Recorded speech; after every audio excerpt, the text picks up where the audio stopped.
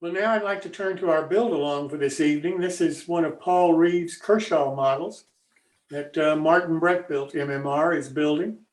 So Martin, I will turn it over to you, sir. Oh, you caught me by surprise. Let's see. This looks possible. That looks right. We're all good there? Yeah. Okay, well, you never know. Throw it in slideshow at the bottom right, make it full screen. This is a picture. This isn't even the slides. Oh, okay. It's full screen of my computer. I mean, it's not PowerPoint. It's the same thing I used last week, in fact. In fact, it's the same set of files, just the next half of it. Okay, where we stopped last week, we just put a roof on the structure. And, well, we put the cardboard on it, but we'll put the rest of the roof on and a lot more. And in fact, we'll get to the end of the show, or at the end of the structure on this one, tonight, unless something bizarre happens on the internet. Okay, well, outside of this, we got a cardstock roof. It's all nice and secure. We need to put the rafter tails, for lack of a better word, on it, and a chimney on it, because it's kind of naked right now.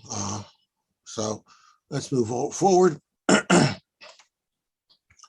This is what I'm calling the rafter tails, because it doesn't have real rafters. You just got to stick little pieces of wood. The instructions give you a color code for which strip wood to use for this. You just cut it at a bevel and stick it up in there and snip off the excess.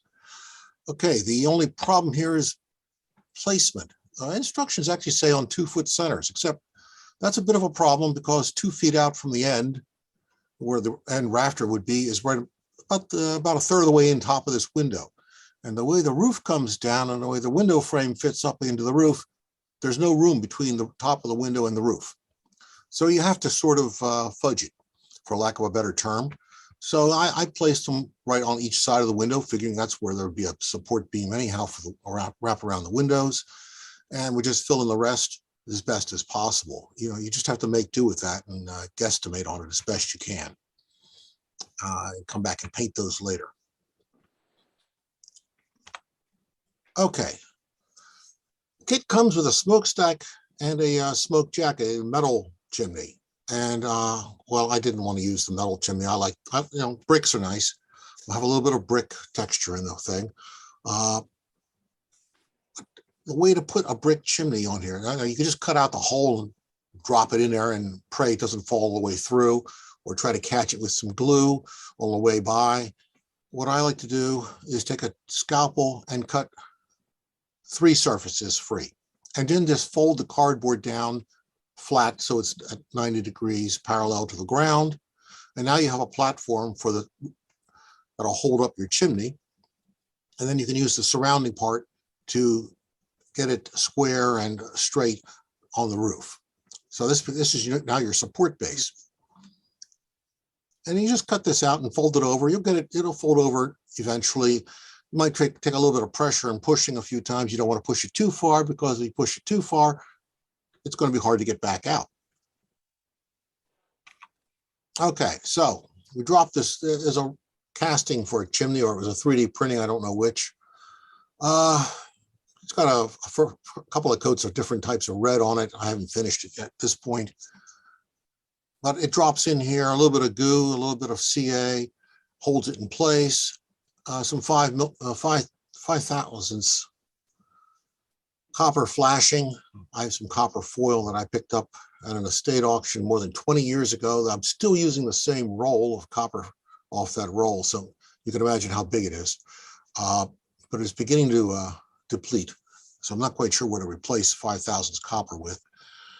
I see people selling copper foil. I just don't know how thick it is.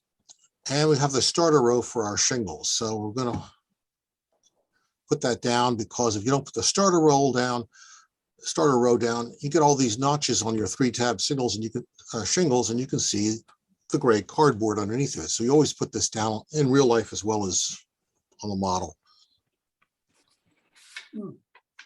If you put down a few 3-tab shingled roofs in your lifetime, you know how much fun that is anyhow.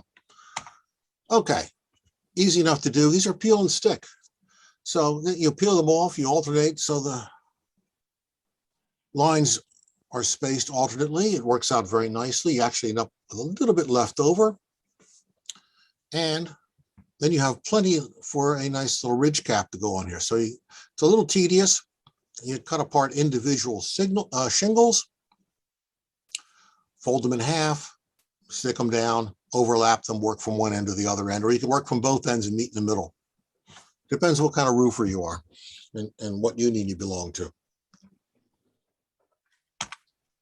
Okay, I didn't use the sign that came with it. In fact, I didn't use any of the signage that came with this kit because I didn't really care for it. And also because I'm going to rename this to something else.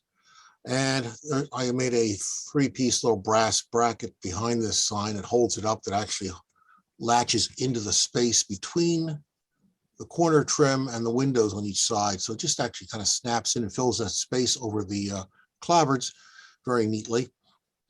It came with non-functional lampshades. You're supposed to just use a piece of wire and stick it through the wall and pretend that there's a light bulb in it, which I thought was a little, I thought it was something in need of an upgrade. So I happen to have 2 of these. I'm not sure where they come from. One moment. It's on the back here of the card. And I put it, of course, clipped together the wrong way. Locomotive Joe, who I've never heard of before or since, but you can find these things on the internet and on eBay pretty easily. They're not too hard to find. And this was a little bit of an adventure because I'd already put the floor in for the ceiling and the floor for the second floor, separating it from the first floor. So there was no access to run the wires through. Well, that's what a scalpel is for. So you do some minor surgery from the inside out, cut a little hole, fish the wires through and drop it down on the inside. And if I didn't tell you I'd done that, you wouldn't have known it. So, embarrassment there, not thinking ahead. I added this little smoke jack on the bump out, thinking, okay, this is supposed to be the kitchen bump out. It needs a little bit of a stovepipe. And this is from Builders and Scale. And actually, much to my surprise, drilling a hole through this, what I thought was fairly fragile wood product, corrugated material, hand drill with a number, I don't know, what was it, a number 29, number 30 drill bit, cleanly went right through without ripping it apart or shredding it or breaking it. I was amazed. I was thinking, oh, I'm going to have a terrible time repairing this mess. And I did it anyhow, but I figured, a terrible mess makes it more interesting anyhow, probably in the long run. So drill a hole, snap it through, a little bit of goo and CA. It's in place. It's not going anywhere. So, okay, we start with a little bit of weathering. There's a little bit of shading on the shingles, a little bit around the windows. The front step's no longer white. It looks like someone had an accident on the front step. We'll come back to that in a little bit. Nothing too extravagant here. Basically, it's dry brushing and leftover paint from when I've cleaned the brush from other projects using dark colors and greens and browns and blacks. And the back, just a little bit, just to get started on it, just to give us a little bit of texture and color differentials. Okay, so that being said, we're going to go fast forward just a wee bit. And I'm being completely facetious on the wee. Oh. And we've done a little bit more weathering, a little bit more landscaping, a little bit more scenery work. We've got some moss on the roof. It's a dubious building at least. We have some signage on the door. We'll come back to that in a moment. A bloody footprint and some foliage. It's not the best kept up place for good reason. Okay, our signage. It's the Four Winds Bar. I don't know how many of you may or may not recognize this emblem. It's a bit obscure. Refers to the Blue Oyster Cult, which was a band that mentioned the Four Winds Bar in one of its songs.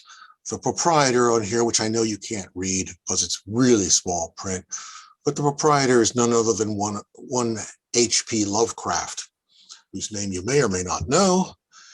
And we have a midnight, the Oyster Boys are meeting at midnight, so it's a bit unpleasant. The gloom that goes with Innsmouth. When we come around the back to the side here, we see a visitor to the property who's had a bit of misfortune. A lot more mold, a little bit more weathering here and there and everywhere. Dreary little place. And yes, indeed, he has met up with one of the Oyster Boys, unfortunately, who has expressed his displeasure at having an unwarranted incursion into their territory. Around back, more mold on the roof, coal box, wood box, more shrubbery, more odds and ends and gravel footpath. And we come around to this side and you see a little bit of scribble on the wall, which says Dagon has risen, which doesn't bode well for anybody, particularly the man around the other side of the house. So last but not least, I splurged and went out and got a weather vane for the top. This is from Banta. It's all laser cut little thin pieces of wood that you build up into having some depth, and it goes together with a little bit of patience, but it looks nice. It doesn't actually operate. I guess it could be made to operate if you really worked at it. And it's mounted with a little piece of brass wire down through a piece of copper that's actually fitting over one of the cap shingles, roof cap shingles, ridge cap shingles. And I think that's about where we'll leave you with this build. So you can do fun things with this. And that's the end. I was right. And there's where you find me. And if you have questions about anything, other than Mr. Lovecraft, who obviously knew things we shouldn't know, I'm